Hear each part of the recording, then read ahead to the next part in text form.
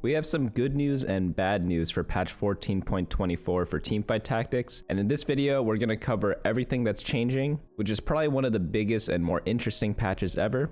Some might say this is the largest patch notes in history, maybe ever. Tremendous, absolutely massive. Quite frankly, I've never seen anything quite like this. Everyone's talking about it, saying, Mortdog, how did you write such patch notes? And I'd say it's because no one appreciates patch notes more than I do. And this note is going to go down in history. And I'll also give my thoughts on how to change your gameplay to adapt to all these changes. So the reason why this is so exciting is because they're introducing 6 costs to the meta. This is a completely new type of unit where they have a small chance of showing up in the late parts of the game, and their power is equivalent to a 2-star 4 cost. So part of the good news is that they already had like a small micro patch for this, where they made small adjustments to some things that were a little out of hand during the public beta environment. So they added those in just now. But I also did say we have some bad news. It is Christmas time, and Riot Games' Christmas gift to us is we have a 5-week patch. So this patch is going to be around until around early January. So let's start off with the traits. Automata resistances have been decreased at 4 and 6 automata. Base damage, same thing. And then for Black Rose, 5 Black Rose shield ratio is dropped by a ton. The shield duration is also reduced, and the stun duration as well. Keep in mind, this is like the Scion. So you know those times where Scion runs to your back line and then kind of sometimes kills your carry or leaves your carry with 1 HP? Well, now with these changes, your carry is going to live with 1 HP a little bit more, and sometimes might even have a couple hundred. Now onto the units. Warwick is being buffed. Warwick was by far the worst 6 cost. The reason why is because Warwick, 1, has a trait, and 2, is a 6 cost that needs items. The other 6 costs do not really need items, even though they're obviously nice still. But for Warwick, if you have 3 items on him, he should be the best 6 cost theoretically, but that doesn't always happen because you get him so late. Anomaly comeback story, damage amp is being reduced from 6% to 5%. This one was like probably one of the stronger anomalies if you look at all the other damage amp anomalies. It just gives the most, and you're pretty much guaranteed to get full value out of it, even if you are high HP, because eventually you will be low HP and then you get the full benefit anyways. So imagine you are at 9 health. For every 10 missing health, you get this much damage amp. I mean, that's just a ton, right? No other anomaly gives that much. I mean, that was like 54 before, and now it's going to be nerfed to 45 if you're at 9 HP. Still a great amount. Most of the other damage amp ones give around like 25 to 40, depending on which one you take and depending if you meet the conditions or not. So it obviously was like one of the better ones. Bug fixes. Anomalies can no longer be applied to summons if the armory times out. Glorious Evolution Augment counts 3-star upgrades as 1 upgrade. Exalted Adventure continues to grant lesser champion duplicators even after the reward is achieved. Sated Spellweaver functions more accurately when rapidly casting, and then Artifactory, Pandora's Items, Academic Research, and Oops All Rage Blades are all mutually exclusive from each other. That means if you have one, you cannot get the other. And now we get on into the meaty patch highlights. What does everyone think about this background graphic? To be honest, this is my first time seeing it. I know it's just for like summaries and stuff, but it is a little difficult to kind of see everything. Normally this graphic is pretty clear, so hopefully they find a way to keep the theme and also represent it in a more legible way. It's just like a little too bright for me, I think. But for the buffs, we have Academy, Artillerist, Automata, Conqueror, Sorcerer, Trundle, Ziggs, Nocturne, Renata, Morgana, Zyra, Blitzcrank, Loris, Twisted Fate, Ambessa, Vi, Caitlyn, Jace, Bramblevest, and Luden's Tempest. Odd that they buffed Bramblevest, because the reason why Dragonclaw, for example, is better than Bramblevest in the last patch was because we were in an AP meta. Like, everyone's playing Black Rose. So if you had to choose between Dragonclaw and Bramblevest, like, pretty much Dragonclaw was better. But let's see what numbers they actually change about it.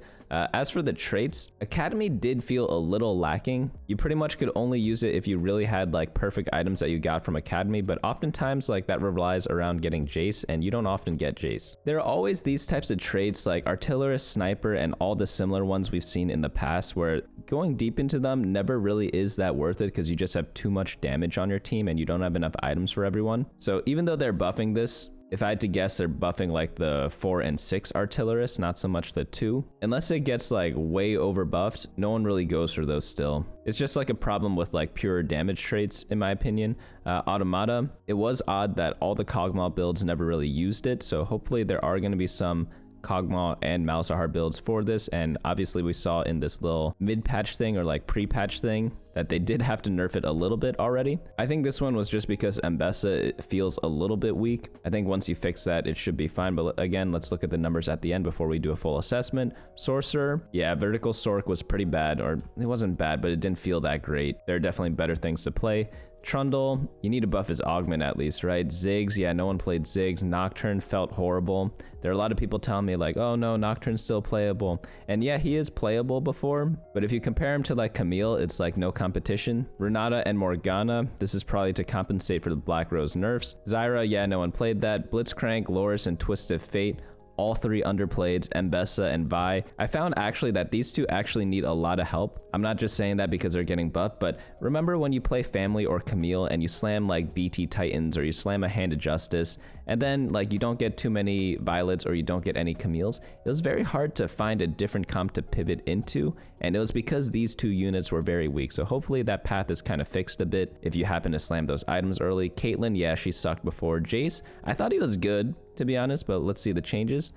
And then obviously we already talked about the items. For nerfs, we have Black Rose, no kidding. I mean, you could just take a look at the meta snapshot on bunnymuffins.lol/meta. Black Rose, one of the top comps. Camille, another top comp. Scar, part of the Kog'Maw build. Garen, probably the most OP 4-cost tank that's flexible in every comp that's ever existed. Ironically, he doesn't have any CC, but he provides so much utility for your team that it didn't matter. Heimerdinger, part of the Black Rose comps. Oh, that's why they're buffing Academy. It's because they're nerfing Heimer.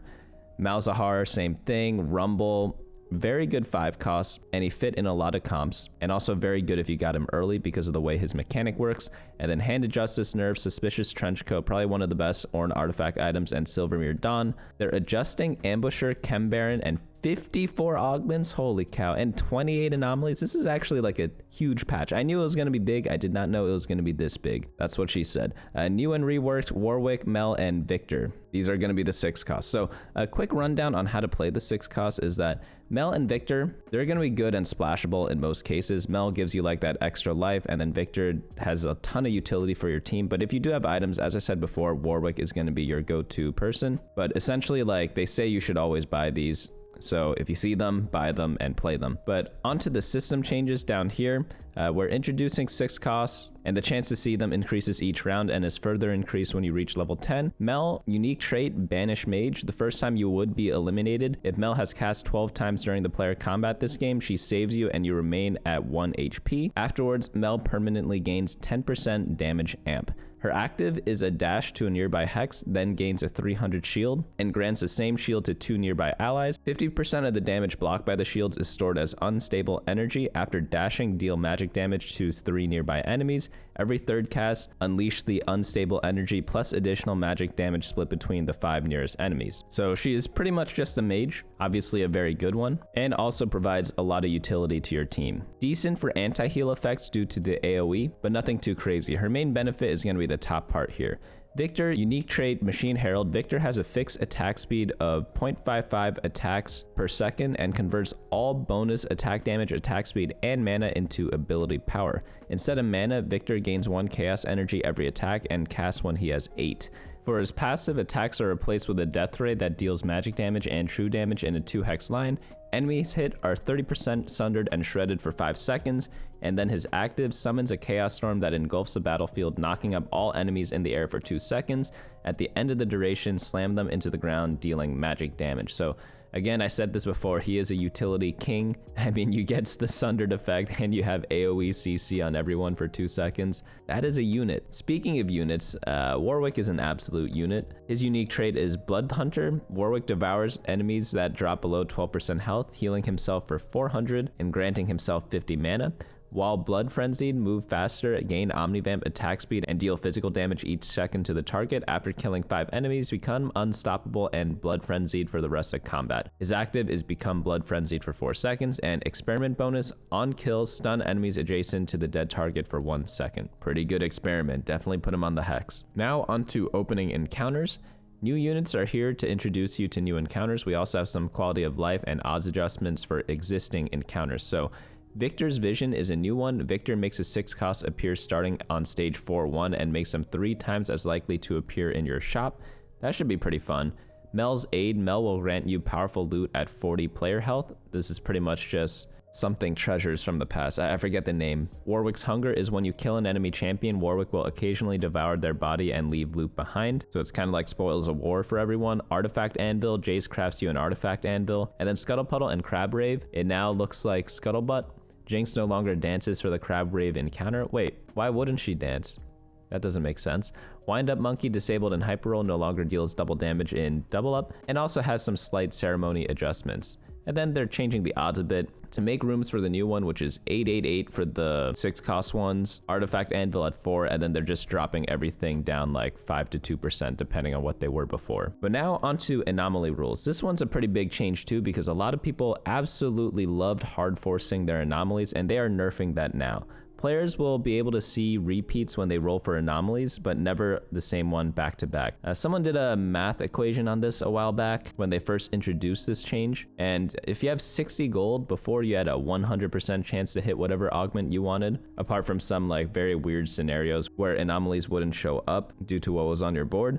But I think someone did the math and they said it's around like 60, 65, 67% now. I don't know if I trust that math. I haven't like verified it, but that's just what someone said. But the number sounds reasonable, so I'm just gonna believe it. What you should do when you approach anomalies is find at least 2, maybe 3 or 4 preferably, that you are comfortable using in your comp. And then once you hit one of those, just take it and run with it. Obviously, if you have no gold, you have to just take what you see in the first like maybe couple of rolls. But if you have like 60 plus gold, take one of the top 3 or 4, maybe even 5. Now onto loot orbs. Loot orbs containing multiple units or anvils can now be partially opened if you have the space for some but not all units inside. Oh, that's a pretty big upgrade. It was pretty annoying where I'd had a loot orb that had like 4 things, but I had 3 slots and I couldn't open it. That's definitely happened to me a ton in my whole TFT career. Prismatic orb options, they are removing 2 champion duplicators and 30 gold.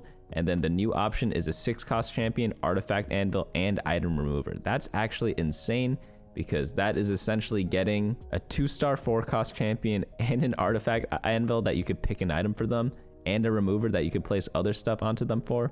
Obviously, like prismatics are always pretty big, but this seems absolutely bonkers. Now onto large changes. Large like my comeback when I hit Mel. That is an act of violence. Please do not hit Mel. So with the anomaly changes, we're taking an extensive pass on anomaly options, changing 28 of them.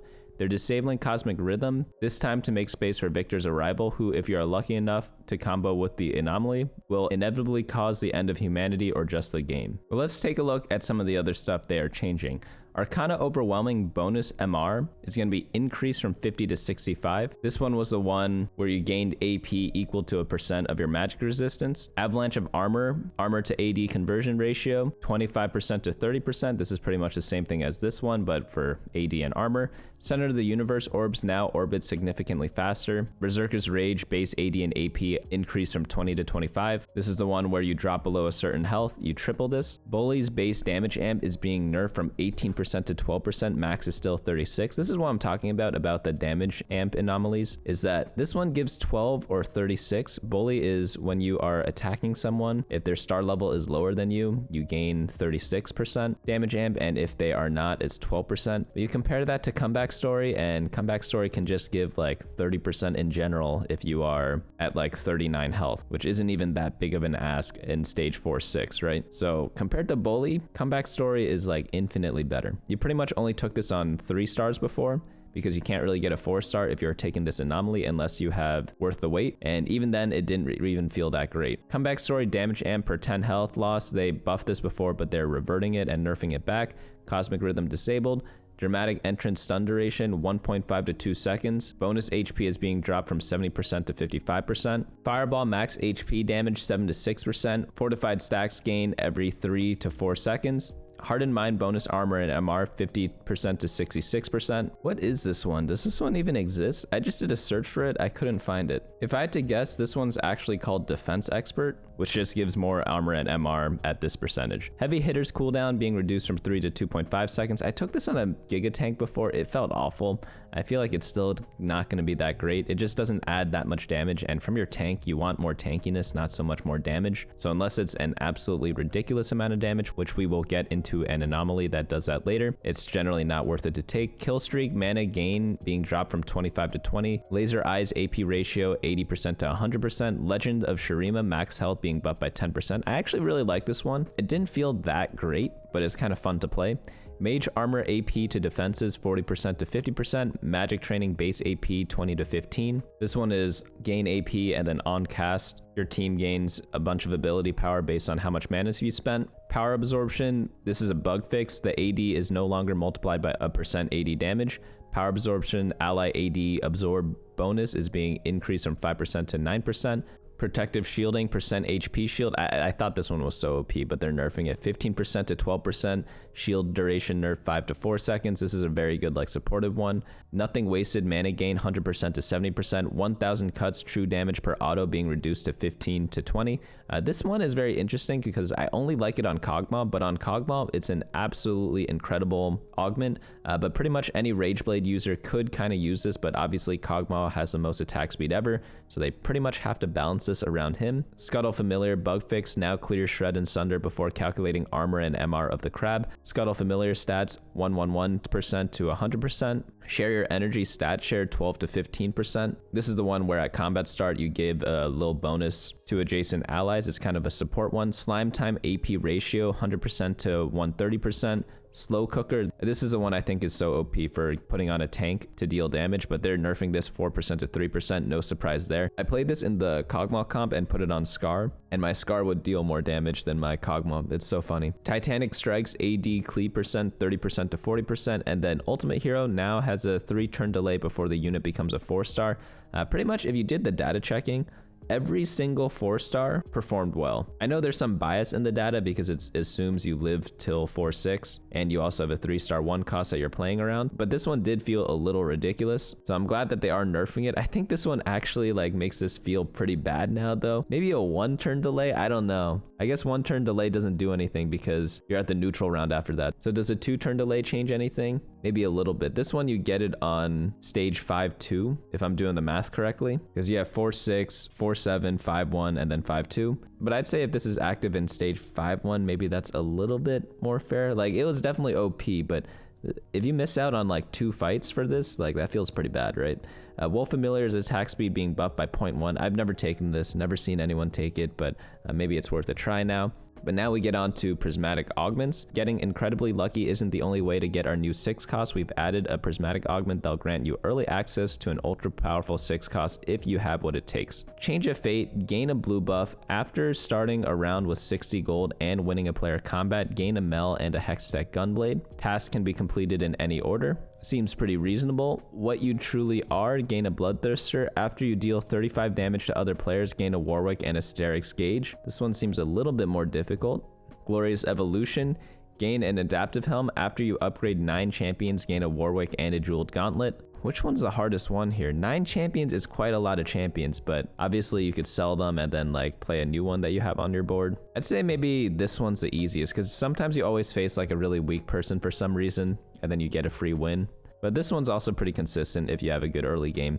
Anger issues, resist per Rageblade 35 to 45. Yeah, I did the data checking on this. And by the way, if you ever did want to data check, head on over to teamfight.lol. You could kind of see how good this augment was by typing in the Kog'Maw comp and actually not even looking at Kog'Maw's items because anger issues make all your items into a Rageblade. So what you actually want to look up is the stats on Rageblade on Scar. And when it's at 4.74, you know anger issues isn't that great because obviously you're still putting your rage blades on your tanks because it still does give tanky stats, but you have 3 items on Kog'Maw, 3 items on Scar. That's pretty much what you normally do, but that's one way to data check that augment. Black Rose Crown is re-enabled but removed from 2-1. Item granted is Spear of Shojin. Calculated enhancements buff targets championed in the last row is being changed to champions in the last 2 rows. Enforcer Crown champion granted Loris is being changed to Maddie. Pretty sizable nerf there. They actually didn't say they're buffing Enforcer, did they? Well, they were buffing Enforcer champions. They're buffing Vi, Loris, and Twisted Fate. So yeah, that could be fair to keep that in line.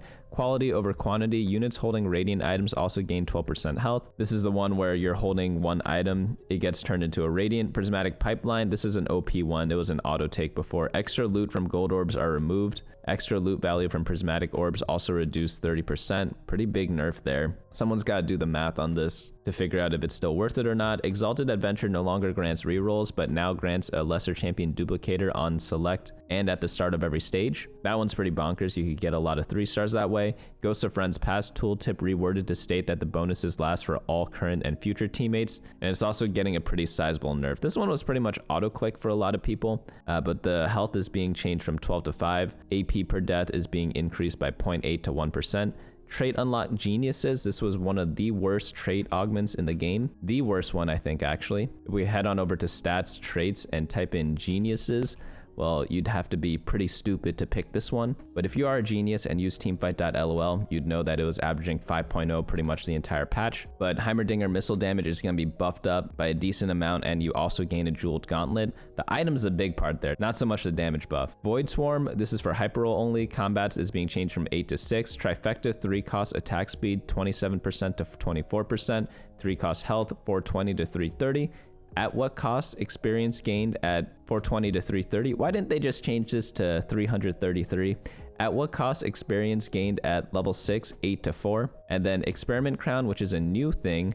Gain an Experiment Emblem, a Bloodthirster, and an Urgot. So one interesting thing about Experiment Emblem is that crowns and crests actually did not exist until now, where they added the crown. You could only build Experiment Emblem with the spatula, and I always wondered why they did that. I think it makes a lot more sense now. It's because they're adding in Warwick, but now they add in Warwick and the crowns. That doesn't make sense to me now. But if someone knows the reasoning, let me know.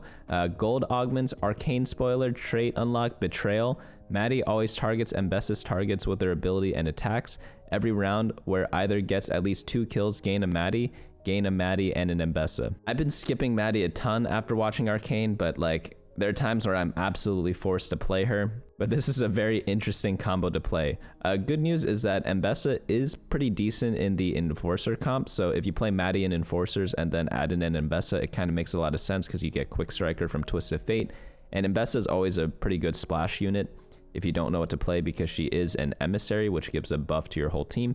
Academic Research re-enabled after bug fix. All That Shimmers no longer increases interest cap to 7. They need to do something more for this because Kog'Maw plus All That Shimmers is just way too bonkers because you just get so much attack speed from the Gambler's Blade item that it's absolutely ridiculous. Arcane Retribution, this is a sorcerer augment. Champions Given is being changed from Vladimir to Lux and a Vladimir. Black Rose Crest no longer available on 2-1. Enforcer Crest no longer grants a Loris.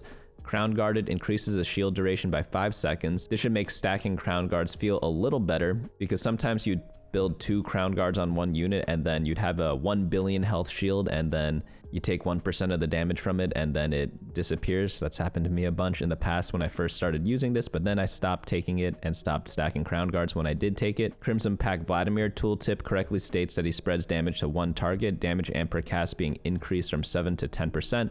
Health as Wealth Gold being nerfed 20 to 15. Health as Wealth 2 no longer counts healing done to non-champions. Gloves off Vander, small buff there, 10%. Golemify, Golem now grants 150 health per stage. Loot Explosion, stage 4 plus loot lowered by 15%. I always found this one was pretty funny because in the start of the game, when you take Loot Explosion, in stage 2, you get some kills. You barely get 1 gold like most of the time, but then in the late stages, you get like legendary champions, you get like all sorts of goodies. It's really fun. But they are lowering it a little bit. Loot Explosion base drop probability increased by 10%. Lone Hero durability being increased by 5%. Mirrored monetization, initial gold 6 to 2. Do they mean malicious monetization here? That's the one where for the next 3 rounds, enemy champions killed drop 2 gold. Moonlight bonus stats 20% to 35%. Rig Shop has been disabled on 2-1. So there's only Rig Shop Plus then. Scavenger number of items is 4 to 5. Shop glitch reroll time every 3 seconds is being changed to every 2.5. Starry Night displayed star up odds in tooltip now. This is a very good change because this one allows 2-star champions to show up in your shop sometimes, but if you don't know the percentage, you don't know whether to take it or not. Pumping up to base attack speed 10 to 8%. Tower defense, attack speed per upgrade 50 to 25. 2-trick re-enabled after bug fix, and then Welcome to the Playground for Family no longer triggers on non-combat rounds. Cannot appear if any other player has Gloves off Vander and vice versa. War for the Undercity, Chem Baron can only be offered to 1 player each game. This is to prevent people from griefing each other with Chem Baron. And then Experiment Crest, which is new, gain an Experiment Emblem and an Urgot. So again, I talked about this a little bit before. did not previously exist for some reason. Now onto silver augments. Blade Dance Aurelia is going to be buffed a bit. See, I knew this was bad. Someone was telling me that this hero augment was really good, and I'm like, no, I'm pretty sure it's bad because I checked all the data. I played it 2 times. I watched other people play it a bunch more times early on in the patch, and then people stopped playing it. But one of my friends was still convinced this was like an OP hero augment, and the fact that they're buffing it now makes me feel kind of justified. Because normally for augments, they just do data checks on them, and then they adjust the numbers accordingly. At least that's what it feels like most of the time. I'm not trying to like flame or not flame, it's just what normally happens when augment stats were available before. But it is getting a bit of a buff. Crafted crafting rerolls per item 3 to 2. Dumbify, the dummy gains 250 health per stage. I actually love this augment so much. I took it more than I should, and I got punished a lot for it, but it's a really fun augment if you haven't tried it before.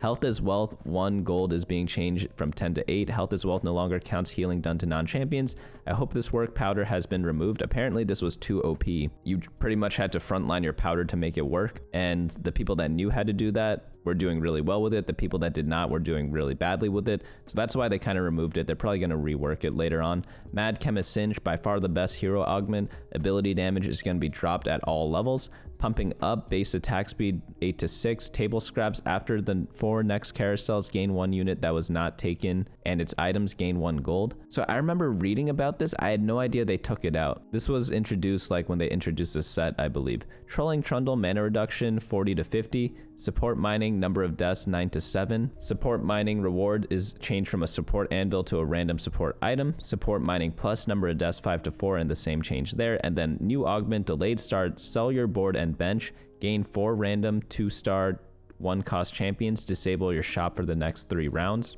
This seems not bad, to be honest. I'm assuming this is on stage 2-1. Like, don't you just like win streak a lot of times when you do this? I know you don't get your shops, but I feel like that's a pretty good trade-off. Now onto the traits though. We have Academy bonus per sponsored item is going to be increase at late Academy 5 and 6. I always found that 6 Academy felt a little weak because for like a top point of a trait, you don't actually get that much of an upgrade when you play it. Because normally when you go up an Academy tier, you gain an extra item, but at 6 Academy, you just gain the % bonus, which is damage amp and health. I guess it goes on all the units, so that's why it's supposed to be good. But for a deep part of the trait compared to all the other traits, it does feel a little lackluster. At the same time, I still played it a bunch though, like a couple of times whenever I played Heimerdinger with Academy. But I mainly played it because Jace is really good.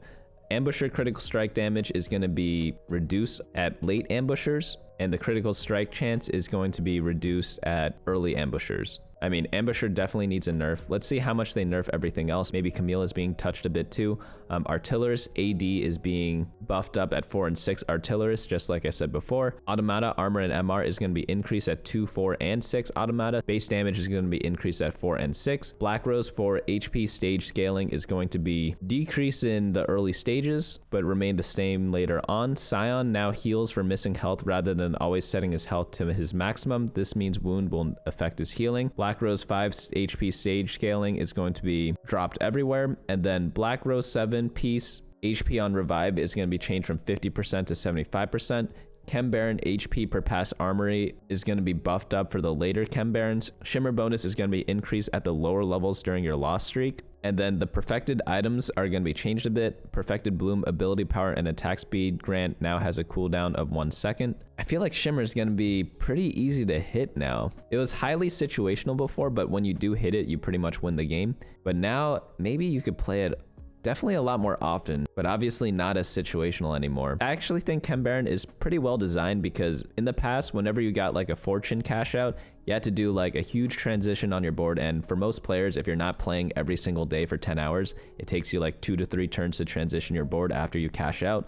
But for Chem Baron, it's pretty easy to do it in 1 turn because you keep 3 of your units at all times. So I actually like the way that they did this trait, but because it's easier, you have to be careful by not making it too powerful. Conqueror base AD and AP is going to be increased at 2 Conqueror, but unchanged at 4 and 6. Experiment bonus Urgot on combat start after ability cast, dash to the target, then gain 8% max health shield and 20% attack speed for 5 seconds. This is going to be changed to dash to targets on cast, gain 8% max health shield and 20% attack speed for 5 seconds. So pretty much instead of the dash mechanic being on combat start and after ability cast, it's just going to be dash to targets in general. So this is a buff because you're going to be dashing more often, I assume, because it still happens on combat start. You still have to target someone in the beginning.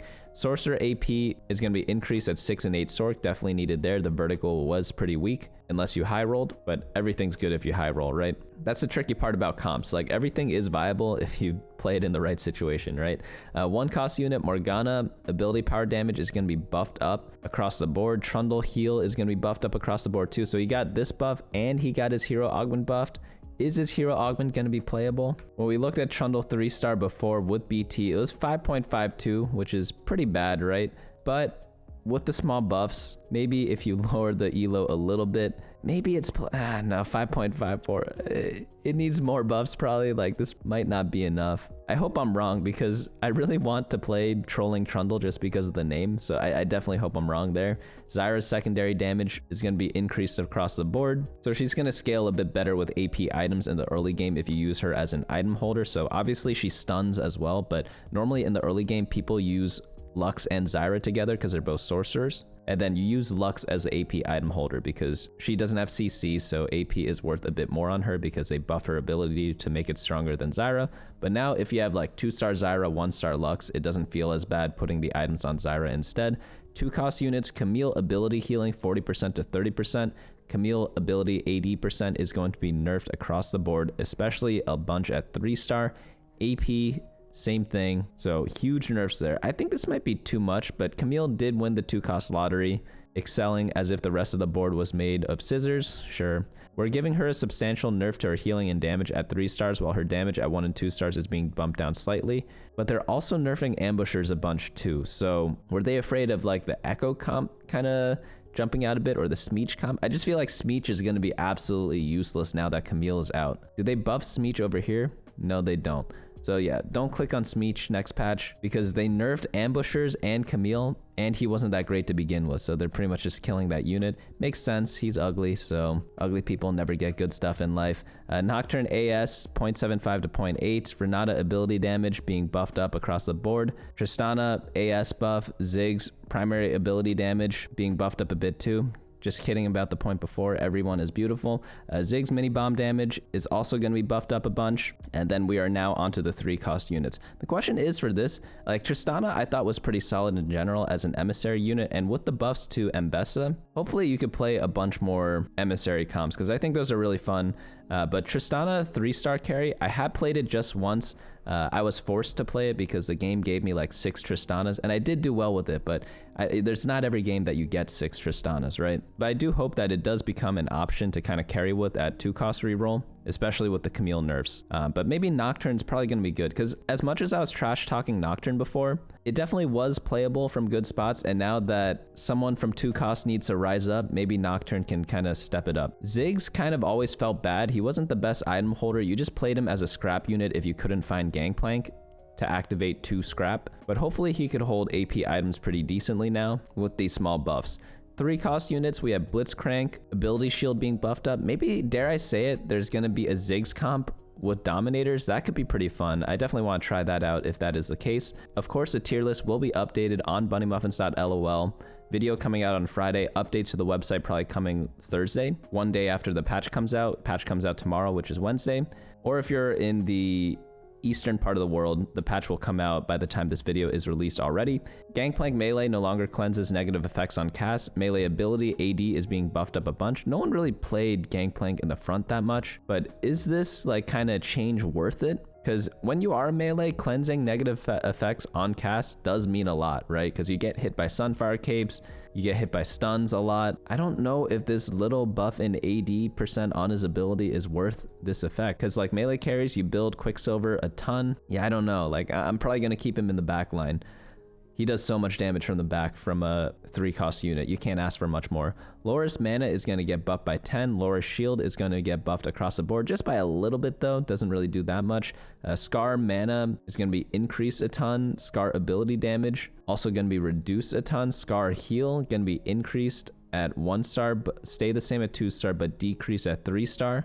those are actually pretty big Scar nerfs. Was the Kog'Maw Scar comp OP? It was, because they played a lot of Watcher, but they'd want people to play more Automata, which I think I agree with this. It's more fun to play Automata than it is to just dump random Watchers, because you end up putting like Vladimir, Vander, and Darius in your comp, which doesn't feel fun. I want to play like the Malzahar, right? Like the fact that if you hit a Malzahar and you don't know if it's actually that much better than going 6 Watcher when you're going Kog'Maw Scar, felt a little dumb, right? Because Malzahar is a legendary unit that reduces magic damage when Kog'Maw does magic damage as your main damage carry. So I'd like to see some like Scar, Blitzcrank, Kog'Maw builds that they are talking about here. I did play it a couple times, but I only played it when I hit Malzahar and had Trifecta before. Twisted Fate yellow card damage is going to be increased across the board. Ability heal from his blue card is going to be increased as well. I hit 3-star Twisted Fate I think twice on the last patch. I went 8th with it one game, even though I hit him 3-star in like early stage 4, which for a 3-cost unit is very early.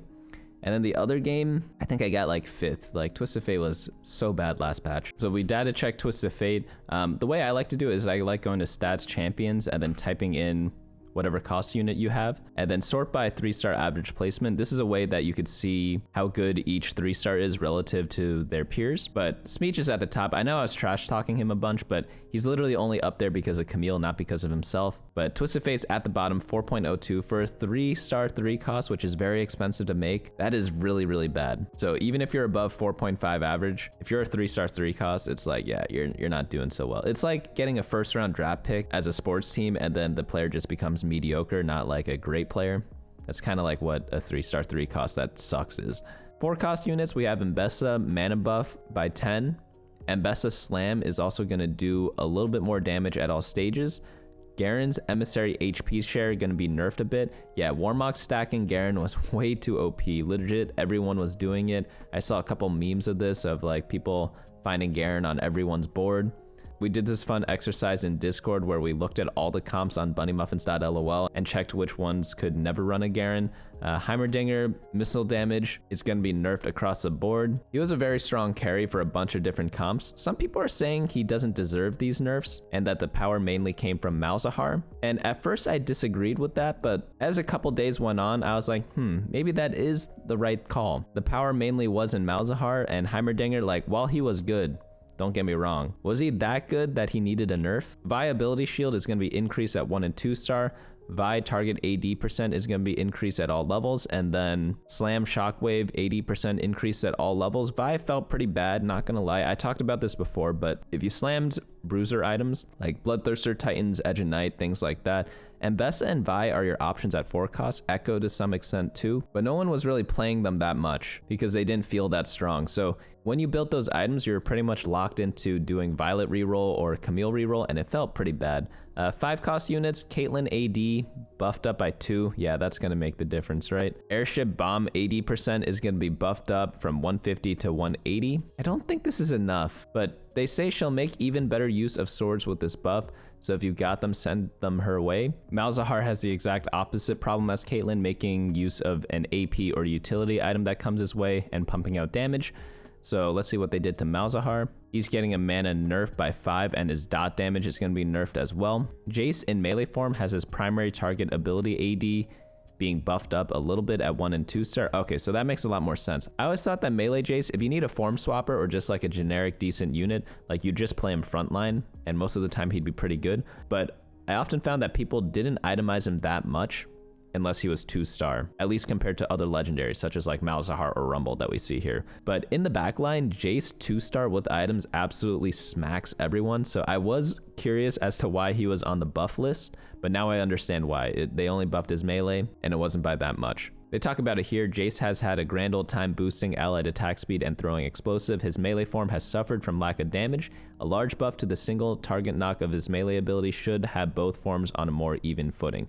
Rumble, Junker King Flamethrower damage, this one's going to be nerfed at 1 and 2-star. Rumble, Junker King Self-Destruct button damage is going to be dropped from 200 and 300 to 160 and 240. I actually thought the OP part of this was just getting increased resistances. I didn't really feel the damage that much, even on a 2-star Rumble when I played this, because normally he just kills everything before he dies when I played him with like 6 Sentinel Heimer. Now onto items, we have a couple of small changes. Bramble Vest, bonus HP 5 to 7%, Handed Justice, base Omnivamp 15% to 12%. Artifact, Luden's Tempest is being buffed a little bit. Silvermere Dawn nerfed. Yeah, this one was so OP all the time, even last set. Suspicious Trenchcoat, very strong right now. They're nerfing it a bunch for the attack speed and the split health by a little bit. I'm very surprised by the Handed Justice nerf because, again, they're nerfing Camille, they're nerfing Ambushers, and now they're nerfing Handed Justice. Was it really that good on every other champion that wasn't an Ambusher? I really don't think so, but I guess I'll be building that item a little bit less now. Onto small changes now. Dramatic Entrance now also knocks up the enemies for the stun duration. That's a little cool visual effect. Econ augments can get a little tricky with their interactions. Patience is a virtue is now exclusive from Fire Sale. Recombobulator now has a max of tier 5, so you can't get a 6 cost from it. Going Long is now exclusive from Invested. Now onto the traits. Chem Baron, recommended users of illegal items move to the bottom of its item description. Enforcer 10 no longer confiscates items from non-champions and no longer confiscates emblems. Family, after activating Family 5, heist progress becomes visible at the bottom of the tooltip. Pitfighter 8, 50% true damage, and then 90% heal is being changed to 40% and 80%. Rebel activation percent, 20% to 25%. Rebel 10 retrigger is being changed from 8 to 12 seconds. Now onto the units, we have Draven tooltip reworked to better explain that his empowered axis can critically strike without ability crit. Powder's main ability damage is going to be buffed up a little bit. I guess this is to compensate for the other stuff. Maybe makes Ambushers a little bit stronger, but like because Ambushers got such a big nerf, like Powder's probably only going to be good in the family comp. Vex ability damage is going to be buffed up at 3-star. Akali nerfed at 3-star actually, probably to compensate for Nocturne being buffed up and to maybe make Rebels a little weaker, but no one really goes for 3-star Akali and Rebel, so I'm actually pretty curious about this. Vander tooltip reworded to better explain that his ability damage cannot critically strike without ability crit. Zeri ability AD percent, 190% to 200%. Kog'Maw damage on attack, gonna be nerfed a little bit. Considering he attacks a billion times, this does mean a lot, but the 3-star isn't changed at all. It's just 1 and 2-star, so by the time you hit 3-star Kog'Maw, you might just have a little bit less health. But obviously the Scar nerfs hurt a lot more, but you do have the Automata buffs. Smeech, 68 AD to 70. Oh, so he is getting a small buff, but it's not enough to compensate for everything we said before. Swain melee heal on cast being dropped at 1-star, same at 2-star, buffed at 3-star, heal per second, nerfed at 1-star, same at 2-star, buffed at 3-star. They really want 3-star Swain then. Honestly, the Swain 3-star builds with Nami are pretty good. Same with Gangplank Swain 3-star, so if you played that in the past, it's still going to be good right now. Corki AD buffed up by 2, Jinx 3-star Zap AD being buffed by a bunch, Jinx 3-star Flame Chompers AD also buffed up a bunch, and then Savika Jackpot AD ratio 125% to 250%. So pretty small changes here. Obviously it is in the small changes section after all. I think the critical ones to look at is obviously the Kog'Maw one does a little bit less damage in the early game, and Powder might be slightly more useful in the family comp because oftentimes people do like Draven plus Violet and they kind of ignore Powder, but now maybe you don't want to ignore Powder as much. Next one up we have are the bug fixes. Holy cow, that's a lot of bug fixes. Typo fixes for the following content: Caitlyn, Rennie, Darius, Dr. Mundo, Enforcer, Freestyling Anomaly, Protective Shielding Anomaly, Bronze for Life 1 Augment, Another Anomaly Augment, and Training Arc Augment. Unperfected, Perfected, Flesh Ripper's Revive effect is no longer nullified by Executes. Flesh Ripper now correctly procs on away boards and works consistently now. Pedal to the Metal, Scion no longer leaves behind his chains roses when updated quickly. Jace will now only revive his Hextech Forge if combat is still happening. I did wonder how it randomly spawned a bunch. Clone summon from the Experiment emblem, Experiment bonus no longer deal player damage. I did not even know that was a thing. Spear's Will Augment now works on form swappers. Quality over quantity now returns to the correct quality of item when consumables are used. In Smeech we preach. Smeech will no longer freeze if he kills the final enemy before reinforcing in double up. Support Mining and Mining Plus will no longer potentially prevent combat from ending. Another Anomaly will no longer create ghost items. Rumble no longer becomes mana locked for the rest of combat after gaining 200 mana at once. Stand Behind Me, Loris will no longer dash to unintended locations before a shield bash. Flex on them, Akali will no longer freeze if she kills the final unit before an enemy double up partner enforces onto her current board. Removing Trickster's Glass on a unit standing in a cloning facility hex will no longer create a permanent clone of them. Melee Jace will no longer permanently delete units who are unmovable. No idea that he did that. You sure you're okay? Melee Jace no longer deals unintended damage to CC immune targets in rare situations. Form swappers received from Pandora's Bench now correctly transform. Scuttle Familiar no longer gives the incorrect amount of health to Chem Barons equipped with illegal items in rare circumstances. Champions with a scrap emblem and a recurve bow who don't have a completed item that builds from recurve blow in their recommended items now correctly generates a lucky item. Smeech with a scrap emblem now correctly generates lucky items while holding a giant spell. Scion from a Black Rose 7 will no longer fail to revive against a Scion from Black Rose 5 with a unit with burn on their team. Academic research properly removes invalid items such as mana items on mana lists and unique items. 2-Trick can no longer constantly spawn 2-star copies of units from its orbs. Para 4s correctly applies when exactly 2 4 costs are fielded. Quality over quantity now shows the correct inventory after an item is removed or reforged. Starting up a unit from an Academy emblem no longer gives incorrect damage, amb, and health for 1 round. Trait unlocks Sisters grants Vi attack damage and Jinx attack speed instead of vice versa. Tomb Raider can no longer grant emblems from dead players. Put the break in Breakdance. Garen's dance animation now correctly loops. Health is Wealth no longer can occasionally trigger twice. Cooking Pot properly is no longer offered on Wandering Trainers. This one's so stupid, right? Imagine if you actually got this combo off. You just get bonus like 5 billion health every turn. That's crazy. Dumbify and Golemify no longer cause extra items to be created if you have Thieves' Gloves. Lux no longer fails to shield her target if they move before the missile hits them. And then Experiment 7 now grants 300 health instead of 200. Power Absorption Anomaly.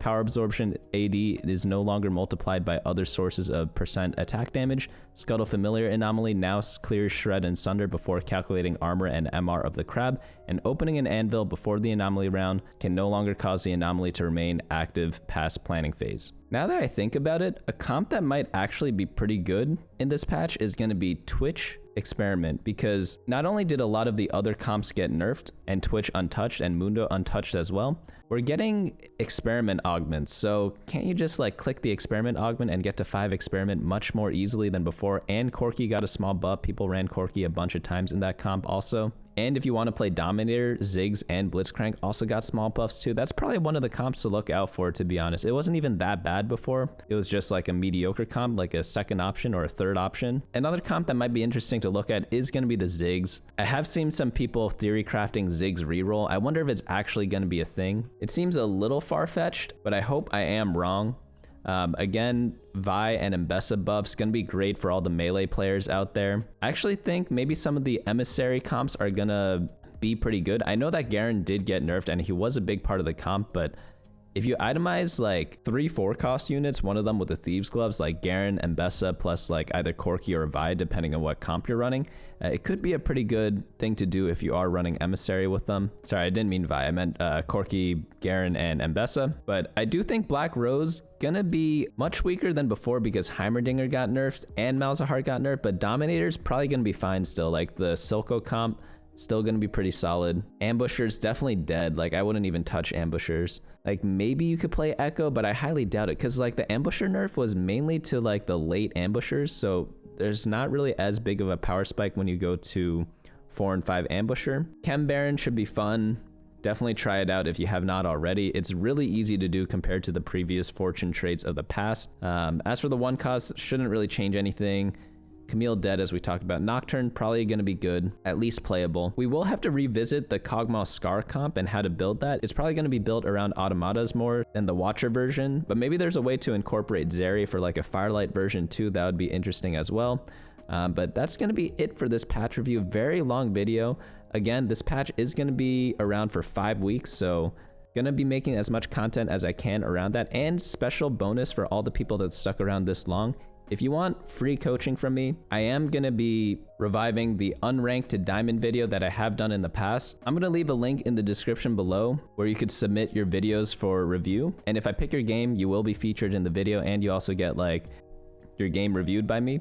But the instructions are in this form. I'll leave it down in the top comment, and more information is also found on the Discord channel. But pretty much no matter what rank you are, submit your games and I'll review them. We're gonna be doing iron to diamond for this video. So if you're anywhere in these ranks, send them over and maybe your game gets picked. But that's gonna be it for me today. Hopefully you all enjoyed this video and I'll see you all next time.